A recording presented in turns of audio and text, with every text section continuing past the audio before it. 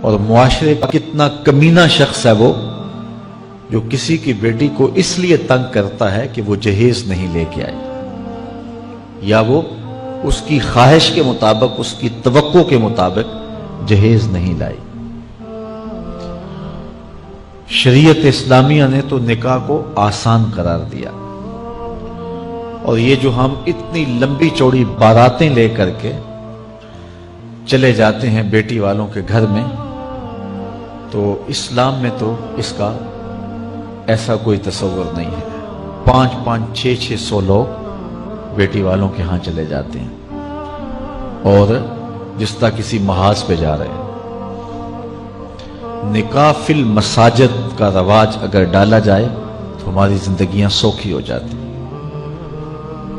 یہ جو مروج سلسلہ ہے، اس سے غریب لوگ تو پریشان ہیں ہی، امیر لوگ بھی سکھ میں نہیں ہیں۔ آج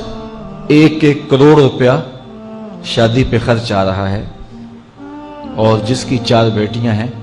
وہ ساری زندگی اسی کام میں ہی لگا رہتا ہے۔ اور غریبوں کی زندگی تو اجیرن ہے۔ غریب کی بیٹیاں سگڑ ہیں، سمجھدار ہیں، سنجیدہ و متین ہیں، پڑھی لکھی ہیں، خوبصورت ہیں، لیکن ان کے رشتے قبول اس لیے نہیں کیے جا رہے کہ ان کے پاس دینے کے لیے کچھ نہیں۔ اور اب ایک سلسلہ چلا جہیز فنڈ کا اور اجتماعی شادیوں کا،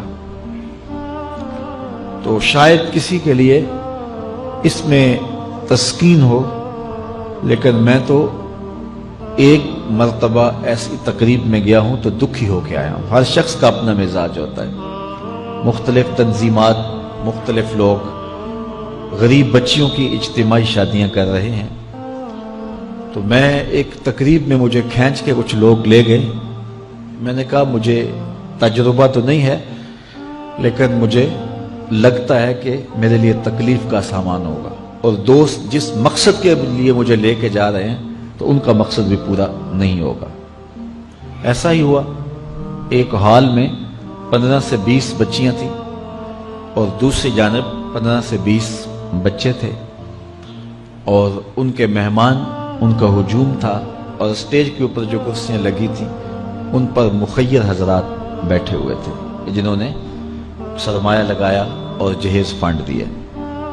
اور تنظیم کے لوگ آ کے اپنی کارکردگی بیان کر رہے تھے۔ تو آخر میں انہوں نے مجھے کہا کہ ہم آپ سے کچھ سننا چاہتے ہیں، تو میں نے بیٹھے بیٹھے کہا کہ میں دعا کر دیتا ہوں، لیکن ان کا اصرار بڑا، تو میں نے مائک پہ آ کے کہا کہ انسان کی زندگی میں 3 موقع ہوتے ہیں جس دن وہ مہمان خصوصی ہوتا ہے، اور سب لوگوں کی نظر اسی کے چہرے پہ ہوتی ہے۔ ایک جب وہ پیدا ہوتا ہے تو کالا کلوٹا بھی ہو تو ساری بستی اس کا منہ دیکھنے آتی ہے، اور اسے بہنیں چاند کہہ کے پکارتی ہیں، چاہے اس کا رنگ گہرا سیاہ کیوں نہ ہو۔ دوسرا موقع انسان پر اس وقت آتا ہے جب وہ دولہا بنتا ہے، تو سارے لوگ اسی کو دیکھتے ہیں، اور وہ نگاہوں کا مرکز ہوتا ہے، اور چیف گیسٹ وہی ہوتا ہے۔ اور تیسرا وقت اس کے اوپر تب آتا ہے جب وہ چٹا لٹھے کا لباس پہنتا ہے، تو سارا شہر اس کا منہ دیکھنے آتا ہے۔ تو میں نے کہا ان غریب لوگوں سے آج تم نے یہ حق بھی چھین لیا۔ آج مخیر حضرات کو اوپر بٹھایا اور ان کو نیچے بٹھایا ہوا ہے، اس لیے کہ یہ غریب ہیں، اور کسی کے چہرے کے اوپر میں نے کہا خوشی کے آثار نہیں نظر آ رہے، اداسیاں ہیں، اور اتنے لوگوں کو ان کی غربت کا گواہ بنا رہے۔ ایک دم سکوت طاری ہو گیا حال پر، چونکہ مجھ سے وہ کچھ ایسی باتیں سننا چاہ رہے تھے جس سے ان کو داد ملتی۔ میں نے کہا تمہارے جذبے اپنی جگہ پہ، لیکن کاش کے رات کے اندھیرے میں ان بیٹیوں کے ماں باپ کو تم نے کچھ پیش کیا ہوتا اور یہ اپنے گھر سے رخصت ہوتی تو عرش والا رب بڑا راضی ہوتا۔ لیکن برا کرے نمائش کا کہ ہم نے ان بیٹیوں کا تماشا لگا دیا۔ میں ایک شہر میں گیا تو وہاں آج کل وہ پہلے تھا نا عمرے کے ٹکٹ محفل نعت میں، تو آہستہ آہستہ مجمع سمٹ گیا، تو اب ایک نیا سلسلہ شروع ہوا ہے کہ جہیز کی پرچیاں نکالی جائیں گی۔ تو اسی سال آپ کے قرب میں ایک جگہ 10 کے 15 جہیز فنڈ تھے، تو مجھے خطاب کرنے کے لیے انہوں نے کہا، تو بڑے شوق سے منتظم محفل نے بتایا کہ 15 بچیوں کا جہیز بھی نکالا جائے گا، اور اس پردے کے پیچھے ہزاروں بچیاں بیٹھی ہوئی ہیں۔ تو میں نے اپنی گفتگو میں کہا کہ یہ ظلم نہ کرو، یہ زیادتی نہ کرو، تمہارے پاس 100 لوگوں کا کھانا ہے تو 500 لوگوں کو نہ بلاؤ کہ تم قرعہ اندازی کر کے 100 آدمیوں کو کھانا دے دو اور 400 آدمیوں کو کہو کہ تمہارا نام نہیں نکلا۔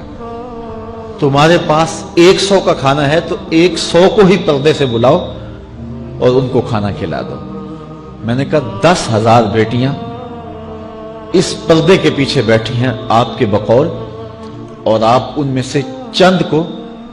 قرعہ اندازی کے ذریعے جہیز فنڈ دے رہے ہیں۔ ہر پرچی پہ 10,000 بیٹی کا دل دھڑکے گا کہ شاید میرے مقدر جاگ پڑے اور غموں کی سیاہ رات ختم ہو گئی، لیکن جب آخری پرچی کے بعد اعلان کیا جائے گا کہ قرعہ اندازی مکمل ہو گئی، تو کتنی بیٹیاں گھروں میں جب واپس جا رہی ہوں گی تو تم نہیں جانتے ان کے قدم کتنے بوجھل ہوں گے، اور رسول اللہ کا میلاد ہو اور بیٹیاں آنسو بہاتی ہوئی جائیں۔ تو میں نے کہا تم خوشیاں خریدنے لگے تھے، غم خرید لیے تم نے، خوشیاں بانٹنے لگے تھے، غم بانٹ لیے تم نے۔ تو یہ زیادتی نہ کرو، یہ جو رواج پڑ رہا ہے یہ اپنی نمائش کے لیے، خدا را آگے تم نے عمرے کے ٹکٹ بانٹے، بہت کچھ کیا لوگوں کو اکٹھا کرنے کے لیے، اور کیا کیا رنگ اپنائے گئے۔ میں نے کہا وہ اچھا تھا، چلو مجھے اس پر بھی بات ہے، لیکن چلو میں نہیں کرتا، لیکن یہ ظلم نہ کیا جائے کہ محافلات میں مجمع اکٹھا کرنے کے لیے جو ہے وہ غریبوں کی بچیاں بلا کر کے تو 10 کو آپ دے کے باقیوں کہیں کہ معذرت ہمارے پاس اتنا ہی تھا۔ تو آپ کے پاس 100 کا کھانا ہے، 100 کا پانی ہے، تو 500 پیاسوں کو نہ بلائیں، 500 بھوکوں کو نہ بلائیں، 100 کو ہی بلا کر کے پردے سے جو ہے وہ ان کی مدد کریں۔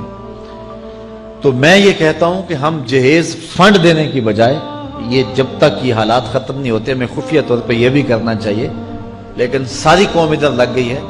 تو اس کی بجائے ہمارے علماء کو، ذمہ دار کو، یہ مختلف چینلز کے اوپر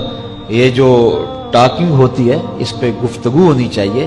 کہ اس رسم کو ختم کیا جائے اور معاشرے کی تربیت کی جائے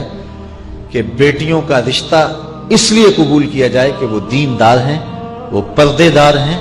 وہ سگڑ ہیں، وہ پڑھی لکھی ہیں اور ان کے اخلاق اچھے ہیں، یہ معیار بنایا جائے، دولت کو معیار نہ بنایا جائے۔